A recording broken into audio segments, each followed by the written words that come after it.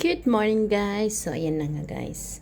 So, bago tayo maglinis ng bahay, kasi off day si Inday today, ay magpaganda muna tayo of course. Kasi merong init dito sa bahay, sa loob ng bahay, di ba? May UVB ba yun? Basta ganon.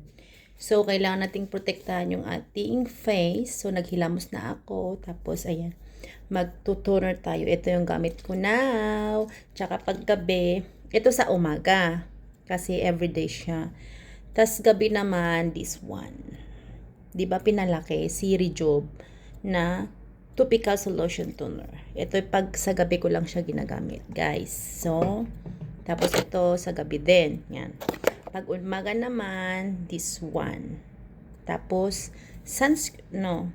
ito, tapos, yan, tapos, sunscreen. Hula-hula guys. Ang dami kong sunscreen na ginagamit. Walang, yan, tatlo. Si Madam Kilay, si Brilliant, si Dr. Alvin. So yan ang gamit ko today. Gagamitin ko, yan ang ginagamit ko everyday. Change jeans lang. So ang gagamitin ko today is this one, toner. Maganda siya guys. Avon siya. Clear Skin by Avon Blackhead Clearing First Clarifying Toner with aloe vera and chamomile extract. So, daily siya daw. So, yan. Maglagay lang tayo. Tapos, ipahid natin sa ating mahiwagang mukha. Ang mahiwagang mukha. Butin nga, wala na mga tagyawat, guys. Dati, kaya makikita nyo, puro butas. Pero okay lang, maganda pa din. Confidence pa din tayo guys, diba? Huwag kayong mawawala ng pag-asa. Charot. Nakagaya ko. O diba? Sobra yung sunburn ko nung Lunes. Tingnan nyo, parang naduntog. Yan. Tapos sa likod. Yan. Tapos dito, V. Kasi yung damit ko kasi, yung damit ko ng Lunes, sleeveless. So, ayan guys. Kahit naghilamos kayo. Wait, pakita ko sa inyo yung gamit ko. So, yan na guys. Ito pala yung gamit ko for cleanser. Yung pinakasabon ko, bubble siya. Maganda siya guys. Ito talaga yung nagandaan ako. Kasi nag-order ako sa Avon. Maganda pala siya. Hindi kasi natatry, kaya ito na ang aking bubble cleanser siya. Blemish clearing din with extract vitamin with extract. Maganda siya. Ayan, tapos katumbas nito. Ayan. Maganda siya, promise try nyo. So, yun na guys. So, look. Diba meron pa tayong excess na madumi. So, ano lang natin. Tapos ito, of course, Brilliant.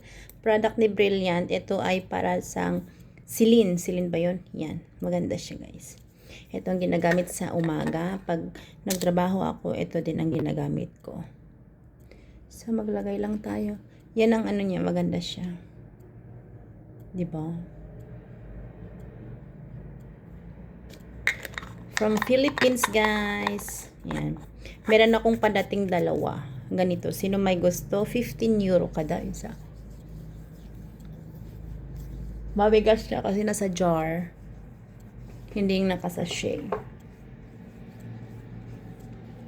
Yan. Ibeblan natin siya, guys. Ayan. So, okay ra. So, kailangan natin mag-antay para mag-absorb konti sa ating mukha. Yan.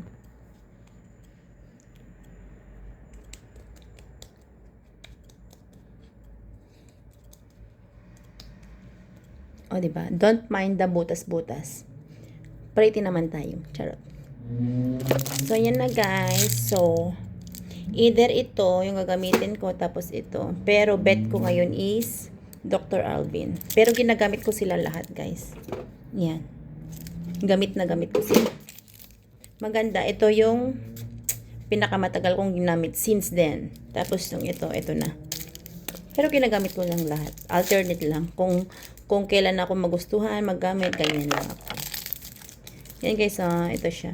Kasi yung Dr. Alvin guys is SPF 50. So, liquid din siya. Kagaya ng Brilliant. Yan. Yan. Oh, tsaka mabango siya ba?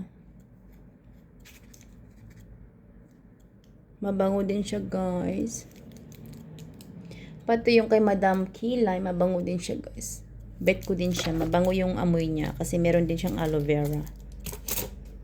Ito. SPF 60 naman siya guys. Yan. Ito siya. Parehas lang din, 50 grams.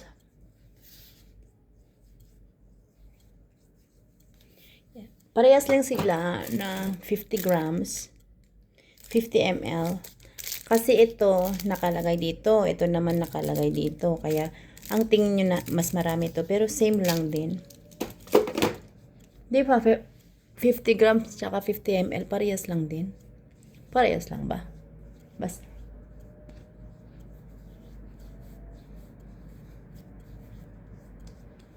So, okay na. Ready na tayong maglinis ng bahay. So, yun na guys.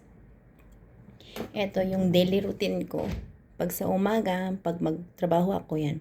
Pag going naman ako sa work, of course, mag-makeup ako, ganyan, lipstick. Pero for now, nasa bahay ako. Sunscreen lang, tsaka cream toner, yun lang. Yan guys, thank you for watching. Bye!